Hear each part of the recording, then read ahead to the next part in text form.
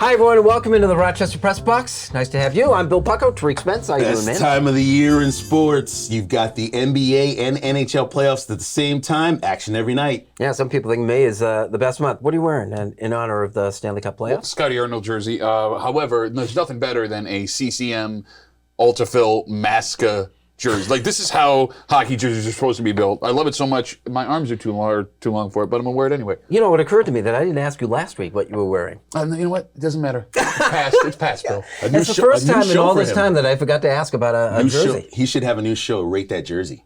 Why? Every show would be a 10. Let's talk a little hockey. Sure. The Rochester Americans back in the playoffs. It's kind of weird. I mean, they didn't have playoffs the last 2 years, but it just seems to me like this is an opportunity to maybe recapture something in the way of hockey in this town. Yeah. As modest as it is, it's granted. I mean, they didn't get it till the last day of the season. It's a best of three. I mean, they could be gone by the time we air this. Look, I mean, I hear a lot of old heads saying the same thing that you read. I didn't mean that came out wrong. I get it. But guys that were here for the glory years of the Amerks, when AHL hockey teams were their own separate hockey teams. Look, that's not how the business works anymore, right? Like, there's a lot of people that want to kick the Sabres and say, well, you've ruined what the Amerks are in Rochester because they're not a hockey team for Rochester anymore. There is no AHL team like that anymore. AHL teams exist solely now to feed your parent programs, and you fill in the extra roster spots with guys that are coming up from the ECHL. It's really sad to say, and I love going to Amerks games, and the players are super talented. Yeah, it's funny. I'm looking at these rosters, and you're right. But the Chicago Wolves still seem to go old school with it, and they're the best team in the league. Yeah, that's fine. I mean, but the St. Louis Blues have also been stacked the last couple of years, so you're able to do that. You're able to keep your prospects down. I mean, Buffalo the last couple of years, as bad as they've been, you haven't been able to have guys stay in the program for long enough to make it matter with the Amerks. And even now, you're going to lose 2 or 3 of your prime guys, maybe even your goalie next season up to Buffalo and have to start all over again. It is a 3-year sort of process, to Duffy's point. And the other fact, too, is the fact there was a bit of a change with the Amerks over the years when it comes to who was running the franchise, where they would go, and all this other thing. Who wasn't running the franchise? That's part of the problem. Hence the reason why there's been like a playoff drought, whether it's 04 or 2015. At any rate, there's been a long sort of run here with the Amerks with winning and being consistent. So the window is 3 years. I think the window is, let's see if we can get in the playoffs like they just did, see if we can get to the playoffs again. And then after that third year, they will start moving to the Sabres. As an old head. Yeah, sure. I thought that was the most polite way I could have said it, by the way. I'm not sure, but I'll take it. What's your perception of the whole hockey thing that really used to be different here? Well, it's interesting. You stay young, you keep young. Because of the way that the turnover is for young players in the NHL, you got to keep them here. Now, the problem is that we love it so much. We love the Amerks, and they have a tradition here winning Calder Cups for a number of years. It's been a while, about a decade or so, but since they've been competitive. I mean, you're a young guy. I mean, is it there for you? The only when it's in the playoffs and when it's to a point where the team is constantly successful. For this year, I did not go to an Amerks game, not because of the team and their success, because of availability. But now, you talk about this, no playoffs last couple of years. Now you're trying to rebuild this sort of program, and you're seeing other teams be able to do it with veteran players and a mixture of young players. I'm not quite sure. The Sabres are really rebuilding everything. So you're going to see your young talent here for 2 years, maybe 3, then gone. Possibly, unless, well, here's the other problem, though. The Sabres are rebuilding, and they're bringing talent up the pipeline. 2 years from now, when you finally have the team stocked with the players that you wanted, you're going to be trading prospects, if things go well, looking to add those final 2 or 3 pieces. Again, I don't think it's a reflection so much on Rochester. I don't think it's a reflection so much of the franchise. I think it's a reflection on how professional hockey has changed in the minor leagues. We've had a lot of journey players, too. Guys that have gone sort of like on the fringe, close to the NHL, not quite there, want to stick around. Maybe they absorb a franchise or they absorb a city, and they stay there for the last few years before they get into coaching or doing it someplace else. That's gone by the wayside. But talk up this kid, the kid Quinn, right? Yes. First round draft pick, third, going through all the stuff, he's third in the league in points per game. He's someone worth seeing, isn't he? Absolutely. I mean, if you, as we tape this, if you can go down there and see them still, yeah, you absolutely want to watch this kid play because you're going to be watching him play in Buffalo next season. I mean, you're at the point now where Petreka, him, and Ukko-Pekka in the goalie, who, by the way, I've been talking about for 3 years, and you know that. Yeah. These are guys who you're not signing players in Buffalo so you don't impede them coming up and making that roster next season. Like, we're talking that quality of player. I mean, the Sabres are there. I don't know what that means for the Amerks. That's 15 years since they won a playoff series. I hope it's this year. I really do. This is the Rochester Press Box, and we're talking Buffalo Bills draft next.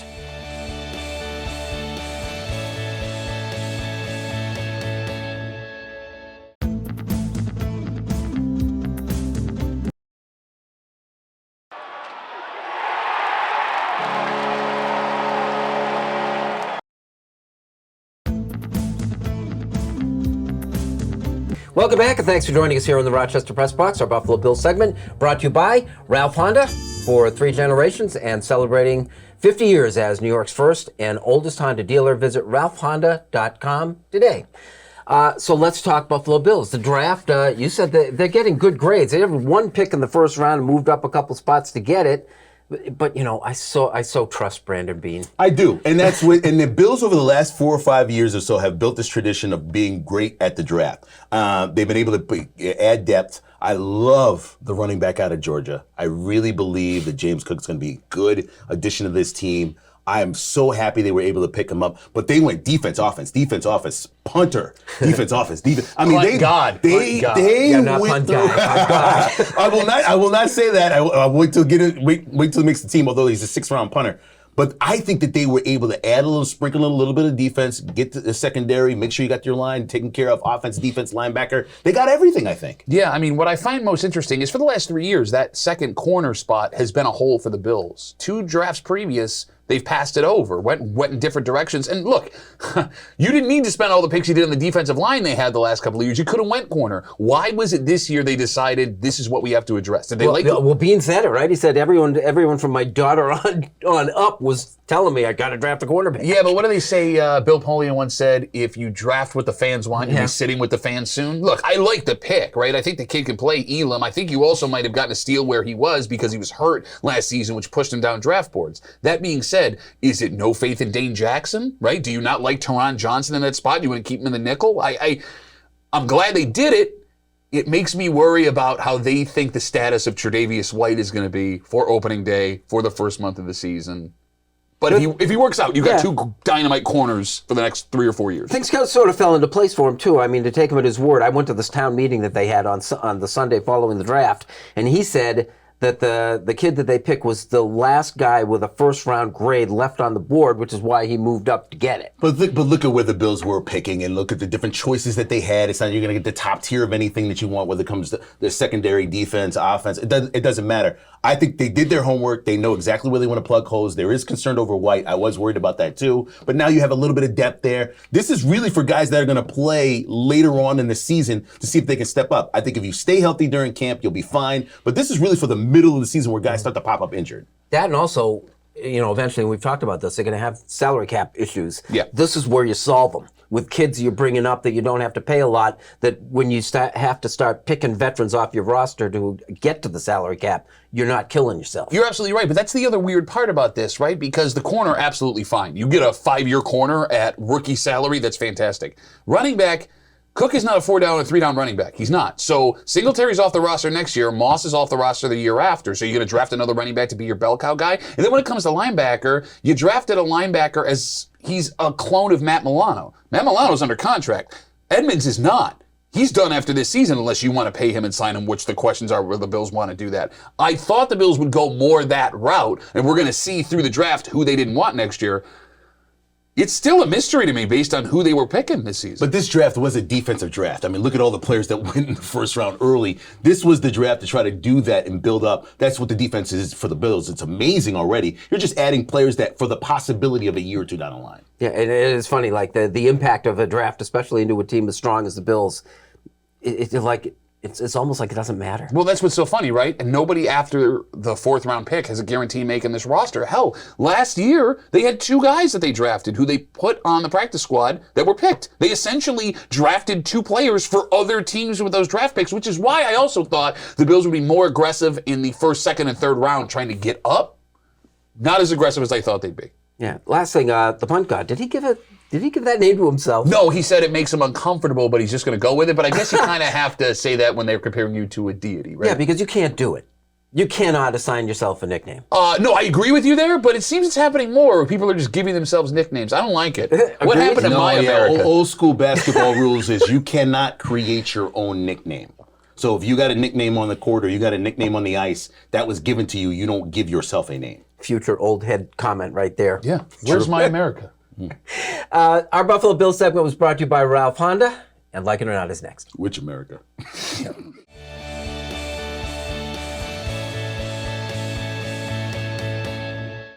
Here's the Press Box Trivia question brought to you by Market View Liquor. where exceptional customer service meets an extensive selection. Jefferson Road at 390.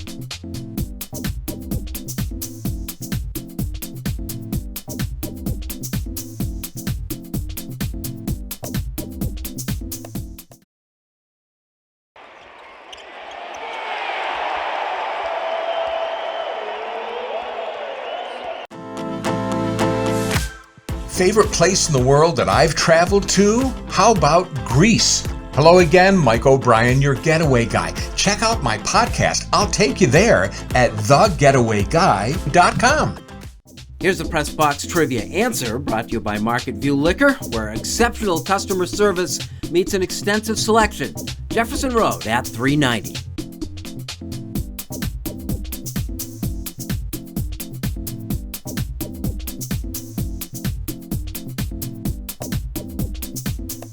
Are you facing criminal charges from a DWI and feel that you never imagined it could happen to you? Contact attorneys with years of experience as prosecutors and defenders. Contact Ganguly Brothers Law today for a free consultation. You can put your trust in us. Welcome back. Thanks for joining us here on the Rochester Press Box. Our Like It or Not segment is brought to you by Ganguly Brothers Law. Attorneys with years of experience defending the accused. Do not go unprepared. Contact Ganguly Law today. Tariq, like it or not, there's a situation in the Major League Baseball in a New York Mets game, your guys, Yes. where an umpire, Chris Fairchild, missed a pitch and admitted to Chris Bassitt that he missed it, saying, hey, that one's on me. Like it or not, the umpire's showing a little fallibility there. I like it. It's some sort of unwritten rule. We all know that there are makeup calls in baseball. There's makeup calls in sports generally. I think it's bad for the other players that are kind of like, oh, great, he did this, now I'm going to have to do it. There's a little pressure there. I just think that there is honesty now with video and replay and all the different things that are going on, that umpires have to admit that they are human. They do make mistakes. It's fine. Let's move on from there. But I think other old school umpires might not have liked that. I thought it funny. It was funny. I thought it put Bassitt in an interesting situation because he came to the umpire. He wanted to complain about the pitch, and the ump said, "Not my fault." And it's like Chris goes, "No, what am I going to say to that?" Yeah, and thanks. Can we just go back in time and redo it again, or are we just gonna? Are you gonna make it up to me next time? Yeah, it's interesting. Like it or not, the start of the Stanley Cup Playoffs. What do you got for us? Well, I mean, I am enjoying it. It's wide open, right? Everything is so wide open this year. Tampa Bay, I believe, has the best roster, but you saw that series started in Toronto, and Tampa Bay has played so much hockey over the last 3 seasons that there's a reason why you very rarely see back-to-back champions, let alone back-to-back-to-back Stanley Cup champions. I mean, I have no idea where this is going. If you're going based on most talented roster, maybe it's Toronto, but I despise the Toronto Maple Leafs. And, I mean, the Toronto Maple Leafs have shown throughout history, right, that they don't win in the playoffs. They just can't do it, and they're not tough enough to win in the playoffs. So, look, man, you know how much hockey I watch. Your guess is as good as mine as to where this thing ends What up. an intriguing opening series, though, to pit Toronto with Tampa. Yeah, I mean, absolutely. Up until game 1, I kind of thought, all right, we're going to turn on playoff hockey and Tampa's going to run through Toronto. A 5-0 win for the Maple Leafs in a very physical game was something I did not expect. But can you do it for 3 straight series to get to where you got to get to? For somebody who doesn't watch a lot of hockey, playoff hockey is the best to watch, and the best calls are in hockey when it comes down to a last-minute goal, overtime goal. Oh. There's nothing better I rewind more than hockey. I was trying to think, if it's a referee call, just to me, there's nothing like the offensive foul, the charge in a basketball call. Well, and in hockey, they don't make any calls in the playoffs, so you don't know, right? It's good stuff. You got a winner? Avalanche seemed to be a popular pick. I mean, yeah, but see, it's never the popular pick that wins it, right? I mean, look. Hot goalie, right? It is hot goalie. I don't know why. I feel Boston, and I hate Boston too, and it hurts me to say that, but I feel like Boston's due, and I don't like it, and I don't know why. Yeah. They gave out some when they had better teams that they didn't cash them. That would be interesting. Our Like It or Not segment brought to you by Ganguly Brothers Law. Unfinished Business is next.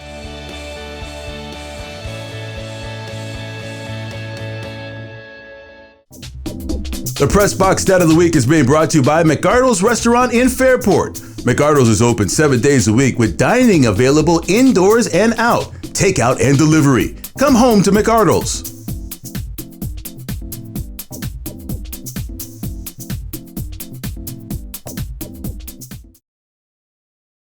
And now to Eichel. He floated one. Unfinished Business is brought to you by Greg the Roofer. Greg will meet or beat any competitor's price and can finance you with 0 down. Call today or visit gregtheroofer.com. Better roof, better price. Better call Greg today. Welcome back, and thanks for joining us. It's time for Unfinished Business here on the Rochester Press Box. Pat, start us off. All of you so-called NBA fans that have been watching for decades, stop it. Stop it right now. Because I saw all of you on social media complaining that Draymond Green got a flagrant 2 and thrown out of that opening game against Memphis. You don't think he deserved to get thrown out of that game? Facial contact, intentional jersey grab, pulling the man to the floor, and then pretends to act like he was going to try and keep him hitting the floor when he's already there. You know why you chuck Draymond Green out of that game? So Gary Payton II gets to keep playing instead of taking the foul that he took in Game 2 that might end the series that he's playing in. It's so funny. Steve Kerr, head coach of the Warriors, had no problem with what Draymond did in Game 1. What are you doing? He's just being Draymond. Meanwhile, he is screaming in the face of the stripes after what happened to Gary Payton II. And don't get me wrong. That is a dirty play that shouldn't happen. But that's a dirty play that happened because of the way that Draymond Green plays basketball. You want to watch guys high fly like John Morant? He's playing out of his mind, and he is must-see television right now. But if you want to go back to the physical 80s tough days of basketball, you know what doesn't happen? John Morant. Because the second that he goes into that lane, Bill Laimbeer or Rick Mahorn blasts him in the face, and his career is altered forever. Just ask Derrick Rose about it. What do you want? Do you want tough guy basketball where it's a bunch of 7'5" guidance counselors in tiny shorts playing? Or do you want good basketball that you enjoy watching that is fast and entertaining? I'll let you answer.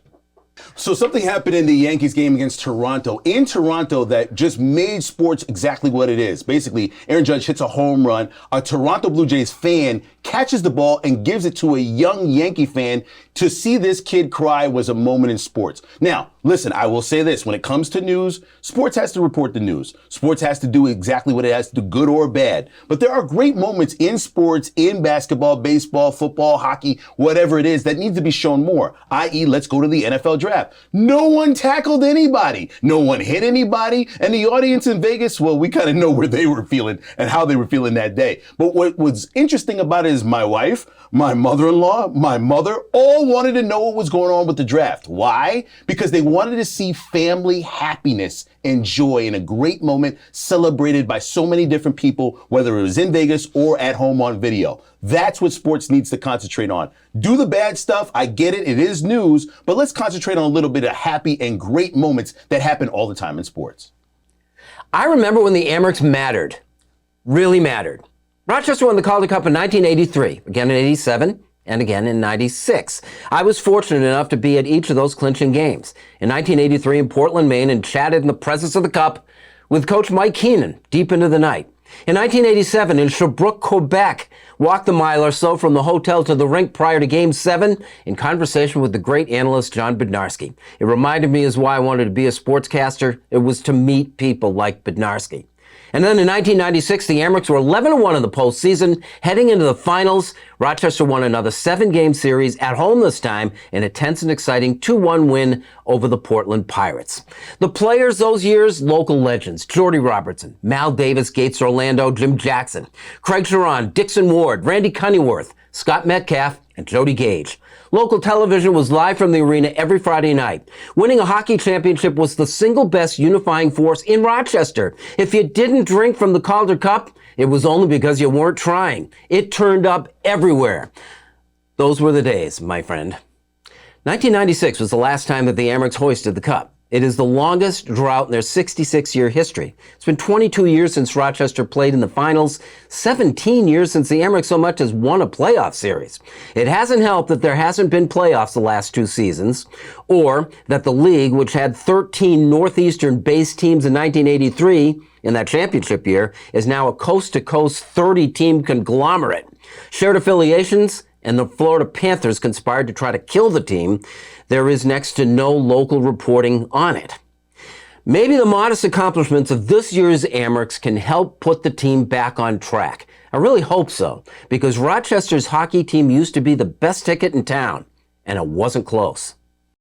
That is Unfinished Business, and that is our program. Tariq, thank you very much, man. I'm looking forward to it. NHL and NBA playoffs getting hot. Yeah, and the Boston Bruins are going to win the Stanley Cup. I didn't say. I said I felt. You can't pick who's going to win the Stanley Cup. Don't put that evil on Can me. I predict who's going to win the Super Bowl? The Buffalo Bills. All right, we'll deal with that next week. Thanks for joining us, and we'll see you next week on the Rochester Press Box. Now he wants to kill me.